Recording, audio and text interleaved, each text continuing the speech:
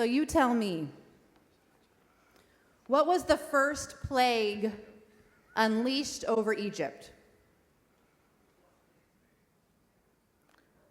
Loud. Blood. Anyone else? Slaves. Snakes. Did you say snakes or slaves? Snakes. Very good. Okay, blood, snakes. Although I do think it's interesting for those who... I heard slaves, so I also like that too. Some people are saying frogs. Okay.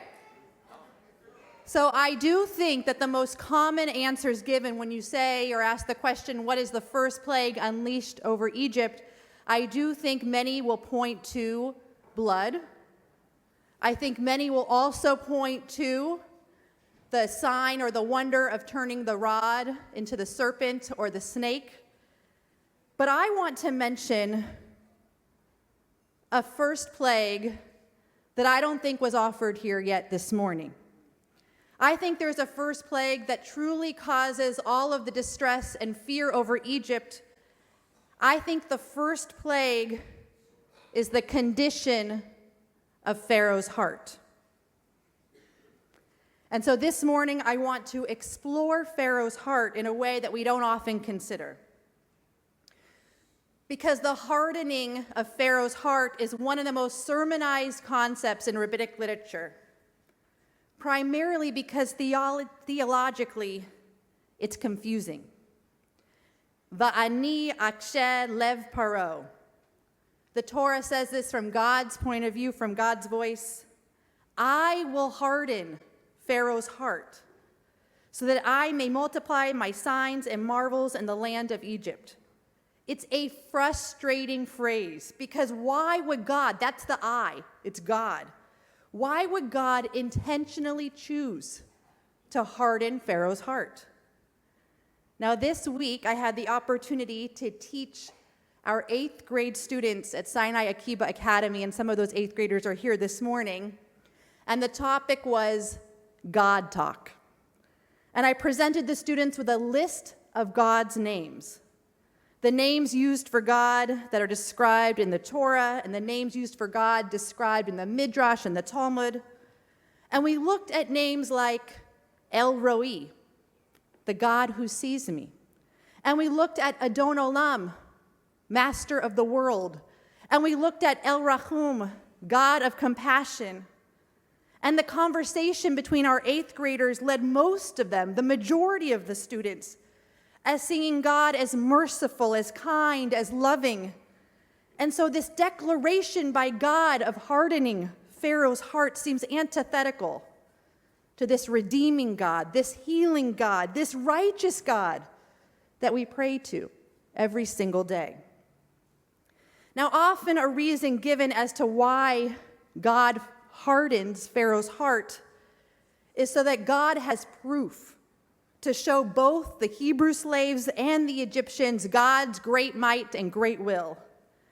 And I see that argument in a sense because when you're a slave, trust and faith, that's not always a given. But if that's the reasoning to harden Pharaoh's heart, to capture the minds of the slaves, then why deal with Pharaoh at all?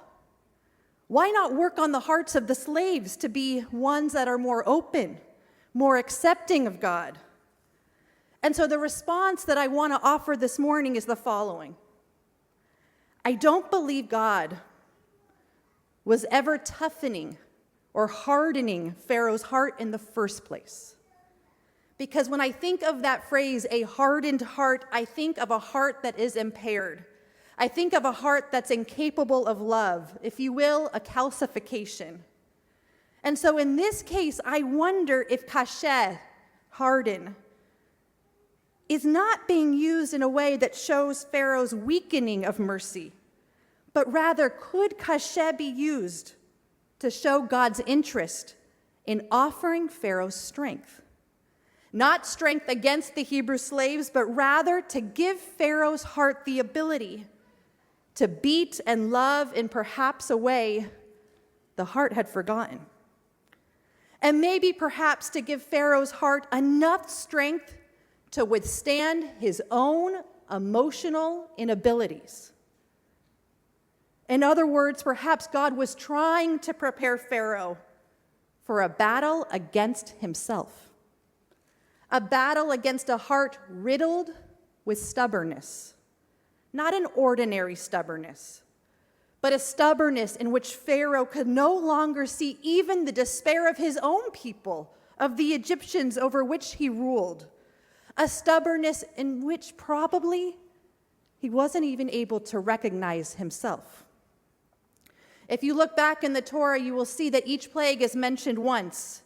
The frogs come and go, hail erupts from the sky, locusts consume everything in sight. But you don't see a plague return after a plague. We don't see frogs coming back again after cattle disease. But the condition of Pharaoh's heart, that is mentioned almost after every single plague. And I think it's a reminder to all of us, when we think about that which enslaves us today, in 2025, we can blame and name many outside factors. We may feel trapped by the economy, by politics, what's happening in the Middle East or around the world. We may feel frustrated by family or friendships, circumstances in the workplace, and all of that may be valid.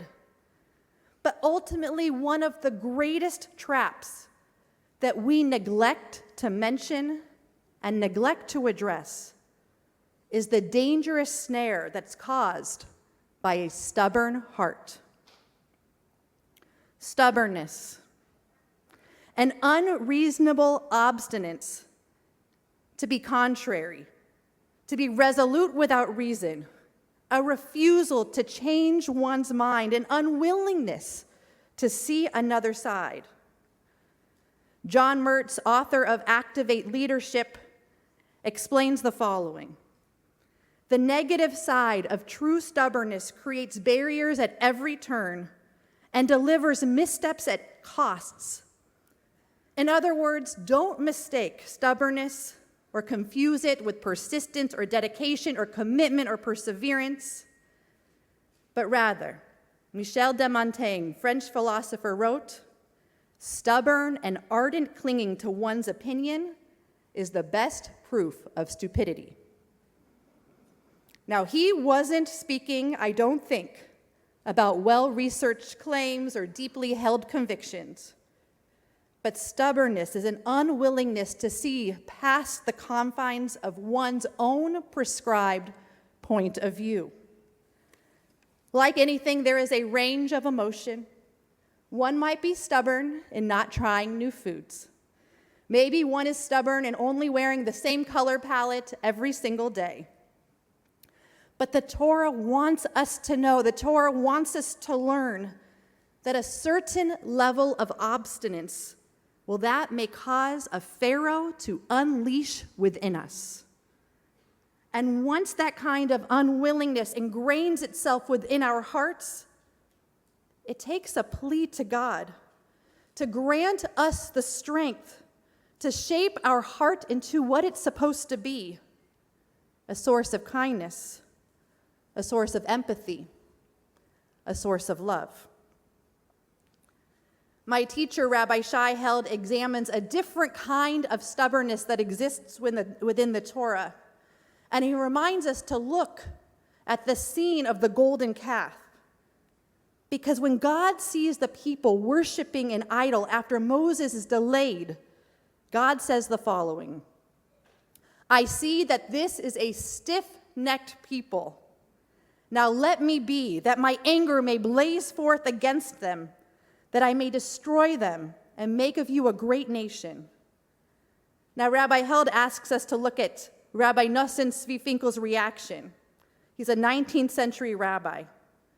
And Rabbi Finkel is shocked because after witnessing what we think is the greatest sin of all, idolatry, God instead chooses to punish the Jews for being stubborn. From here, we see Finkel argues that a defect in character is even worse than a defect in action, more serious even, he adds, than a grave sin like idolatry, because he explains a transgression is at bottom just a mistake. And the reality of human free will means that the one who sins today can choose to behave differently tomorrow, but a character flaw. A character flaw is far more insidious. It alters who we are at our deepest level, and the divine image in us is damaged in the process.